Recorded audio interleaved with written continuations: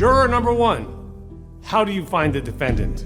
A brand new historical true crime podcast. What are you doing? Let go of me! Her name was Julie Elma, but everyone called her Elma. Elma Sands was 22 when she was murdered in New York City. It's a shame your entire case rests on a 27-year-old woman, Goldwyn. It's a shame your case rests on proximity to money and power, Hamilton.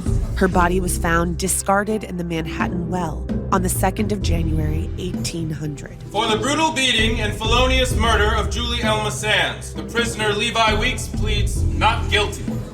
Even with defense lawyers Alexander Hamilton and Aaron Burr on the case, this is probably the most famous trial you've never heard of.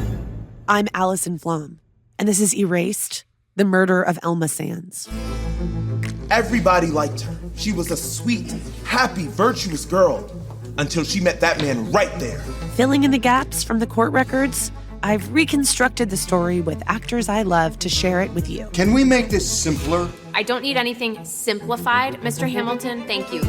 Maybe you can figure out why, 223 years later, we have a justice system built on Elma's story, but nobody knows her name. Gentlemen of the jury, the real attorneys will take it from here. No!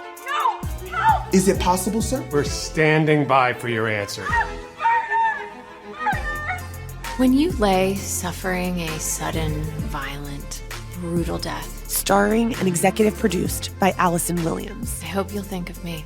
with Tony Goldwyn as Alexander Hamilton Don't be so sad, Catherine. It doesn't suit you. and Barry Scheck as Aaron Burr. The law is whatever we say it is. Written and created by me, Allison Flom.